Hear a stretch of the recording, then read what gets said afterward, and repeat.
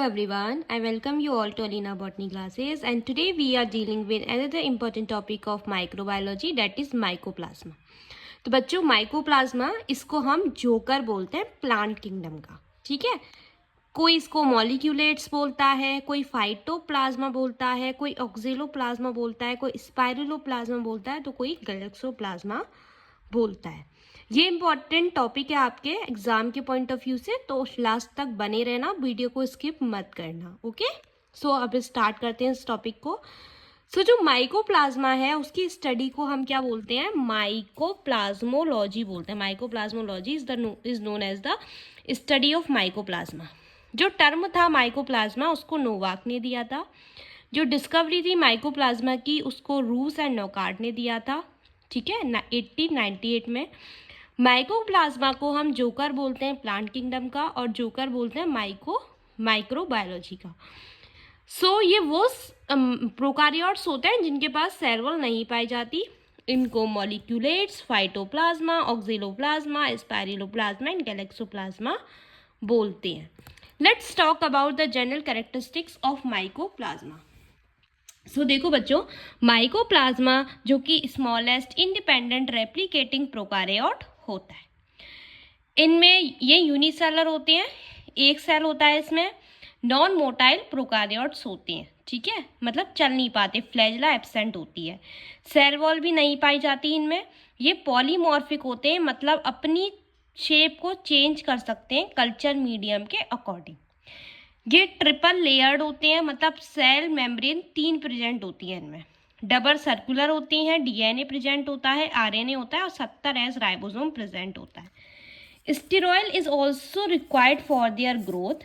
इनकी कॉलोनी को T strand बोलते हैं। पेनिसिलिन, वैंकोमाइसिन, सिफेलोरुडीन, ये इनके ऊपर लो इफेक्ट होता है। ये टेट्रासाइक्लिन से सेंसिटिव होते हैं। ये कभी भी स्पोर्स को प्रोड्यूस नहीं करते। Okay, let's talk about the reproduction. तो बाइनरी फ्यूजन जो होता है वो कॉमन मेथड होता है रिप्रोडक्शन का माइकोप्लाज्मा में। माइकोप्लाज्मा स्टेरॉयड्स का यूज करते हैं अपने ग्रोथ एंड डेवलपमेंट के लिए। Okay, so different type of diseases mycoplasma में कॉज होती हैं। Let's talk about these diseases. एक डिसीज है बच्चों सैंडल स्पाइक। एक है आलू में होने वाली डिसीज जिसको विच ब्लूम ऑफ पोटैटो बोलते हैं। एक बैगन में होती है जिसको लिटल लीफ ऑफ ब्रिंजल बोलते हैं। एक टमाटर में होती है जिसको बिग बर्ड ऑफ टमाटो बोलते हैं। एक पपीते में होती है जिसको बंची टॉप ऑफ पपाया बोलते हैं। गन्ना में strip disease of sugar cane. केला में बंची टॉप बनाना, और शुगर केन में शुगर केन ग्रासी रूट। ये कुछ डिसीजेज हैं जो कि मैंने आपके लिए लिखी हैं, जो कि माइकोप्लाज्मा के द्वारा कॉज की जाती हैं। बच्चों, एक और कैरेक्टरिस्टिक है कि प्लास्टिसिटी के कारण बहुत सारे जो सेल्स होते हैं माइकोप्लाज्मा के वो बैक्टीरियल फिल्टर से पास हो सकते हैं। ओके, ये जनरल फीचर्स हो गए माइकोप्लाज्मा के। Let's talk about structure of mycoplasma. मैंने थोड़ा रफ डायग्राम ही बनाया है, इससे आप समझ लेना, ठीक है।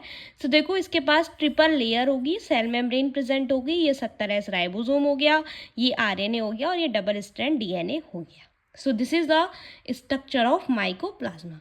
आई होप आपको ये टॉपिक अच्छे से समझ में आया होगा। एक और पॉइंट लिख लेना बच्चों कि जो फाइटोप्लाज्मा था उसकी डिस्कवरी योजी डोई ने की थी, ठीक है। किसने की थी? योजी डोई ने की थी। इंपॉर्टेंट पॉइंट है, 1 में पूछ सकते हैं कि फाइटोप्लाज्मा की खोज किसने की, तो योजी डोई ने की थी। आई होप आपको ये टॉपिक अच्छे से समझ आया होगा। अगर आपको टॉपिक समझ आया so please hit the like button and subscribe to my channel for related videos. And please channel को सब्सक्राइब करो, लाइक करो, शेयर करो अपने दोस्तों के साथ। मिलते हैं नेक्स्ट वीडियो में नए टॉपिक के साथ। आज के लिए बस इतना ही। Okay, bye.